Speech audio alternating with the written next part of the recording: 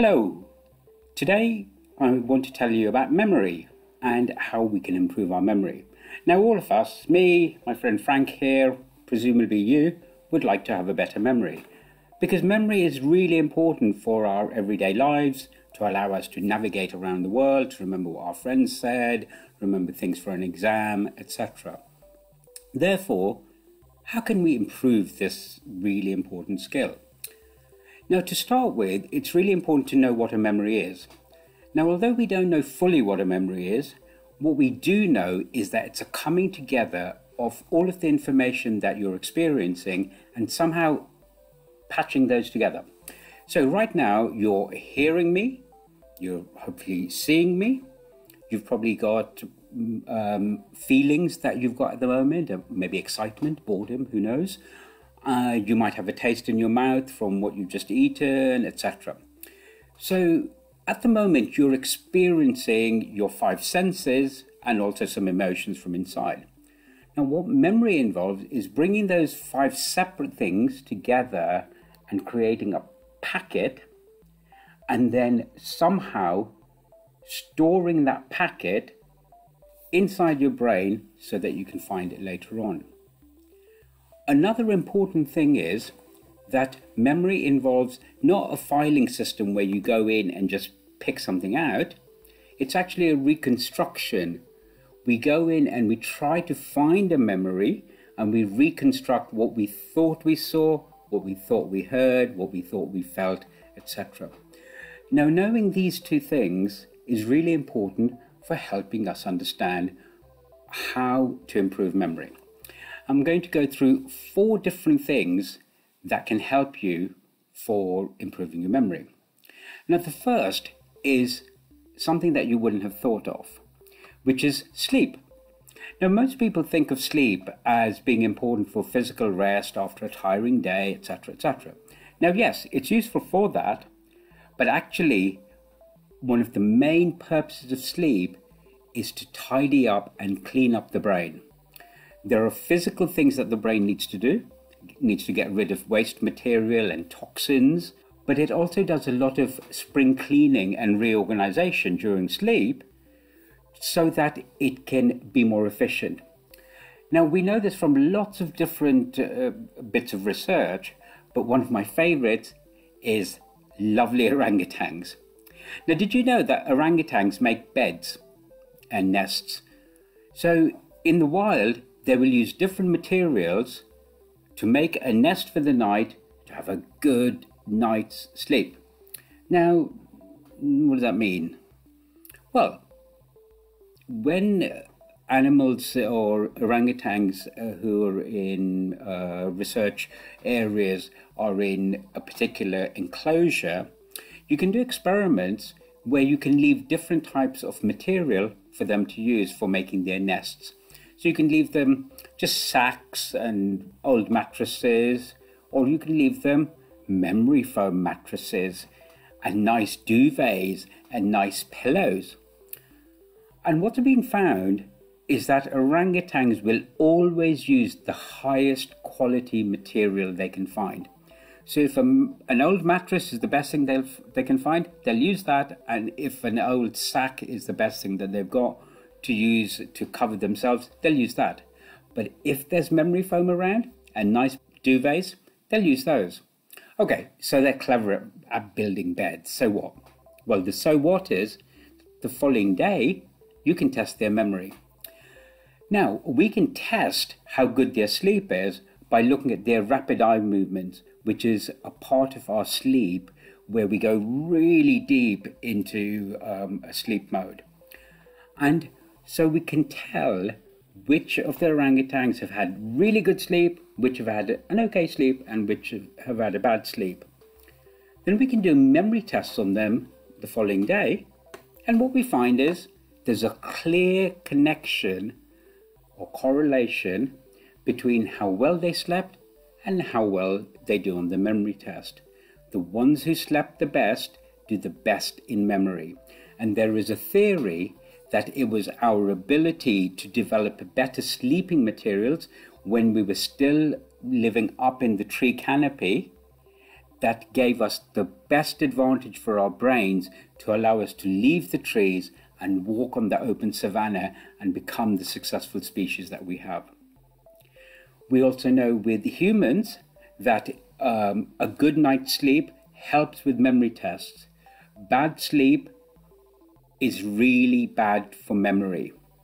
And therefore, what we're beginning to understand is that sleep isn't just for rest. Sleep is for brain health and brain efficiency. So the idea of sleep is for wimps and pulling an all-nighter before an exam is quite idiotic. You are actually working against nature if you try to do that. You should be trying to get good sleep to allow your brain to do its best for improving your memory. The second way of improving memory comes from a really important study done by two people called Craig and Lockhart in Toronto.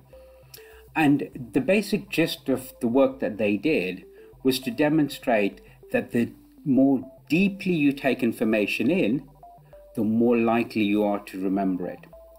So they did a study in which they got groups of students either to just make a statement about what a word looked like, or what it sounded like, or what it meant.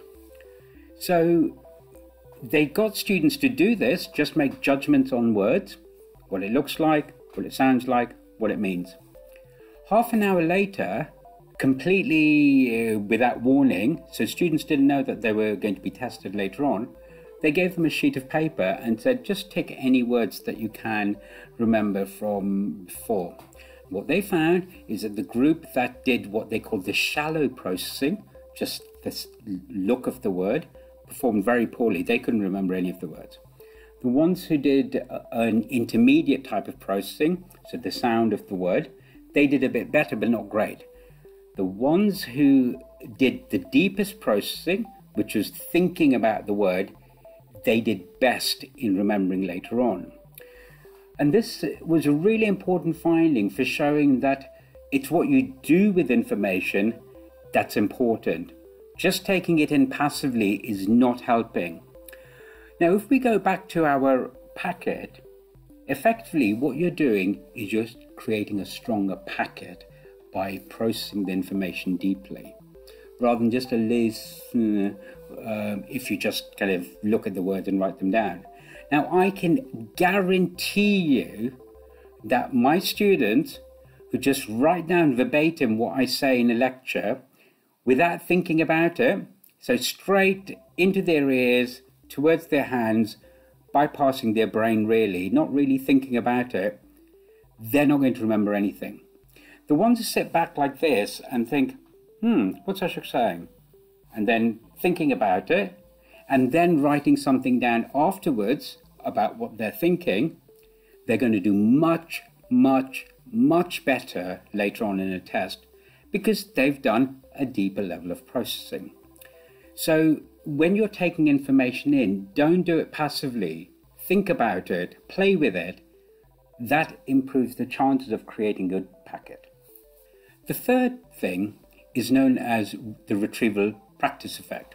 Now, this is a really interesting effect, and what it generally demonstrates is that simply by activating your memory again, by thinking about it, bringing it up, then just letting it go back, bringing it up, letting it go back, is much better than just trying to bring it in from the outside. So in a research study, students were either given the same information a number of times, so as if they were getting the same lecture or lesson a number of times, 3 times, 4 times. Another group only got it the one time, but they were asked to think about it 3 or 4 times. So one group is having the information repeatedly told to them. The other group is repeatedly recalling it themselves.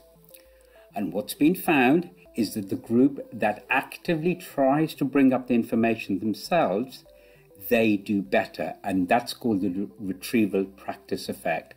Bringing it back up is actually really beneficial to your overall memory.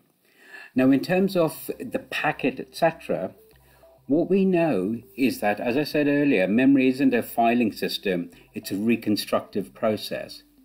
Later on, when you're thinking about this video, which I hope you will, what you're doing is you're trying to think about what you saw, what you heard, and you're trying to reconstruct what happened. And if you've created a really strong packet, you're likely to do well. But we also know something rather interesting, that when you recall this, you will be now laying down a new memory trace of your memory of this event. And then the next time, you will be trying to recall your memory of this event. It sounds weird, but trust me, we know it happens. So what you get in this packet thing is that you get layers building up.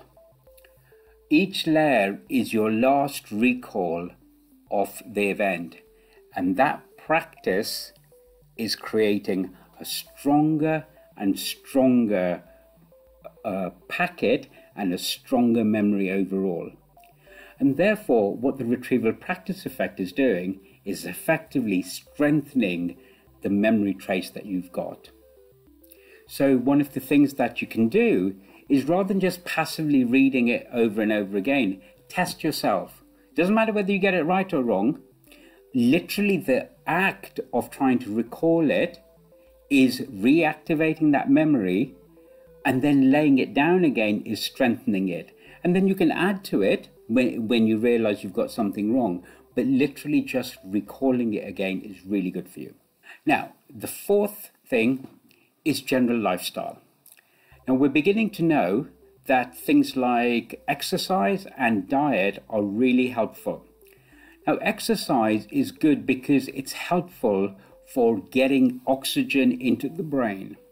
The more oxygen you can get into the brain, for the brain to be moving and using itself more efficiently, rather than being really sluggish, the better for your overall brain health and for your cognitive functions such as memory, your language, your thinking, your etc., etc. So general exercise is going to be beneficial. We also know that there are certain foods that are really good for brain health. And these include things like certain types of fatty acids that are found in lots of different types of fish, nuts, etc. So look up what types of foods are good for brain health, because what you're doing there is improving the health of your brain. And if you have a more healthy brain, it's going to function better. So we've got 4 ways that I've given you. The first is to do with better sleep. The second is to take information in more deeply with the levative processing effect. The third is the retrieval practice effect, which is try to recall information because that strengthens your memory. And then the fourth is general lifestyle things such as exercise and diet. If you want to know more, I've got longer videos on what memory is, how memory can go wrong in memory disorders, and also a longer video on improving memory. What I'd like you to do is make any comments in the comment section here, and please like the video, and please recommend this video and my channel to other people, because we're trying to improve the number of subscribers we have so that we can create more content for you. I hope you found this useful and look forward to giving you another lecture soon.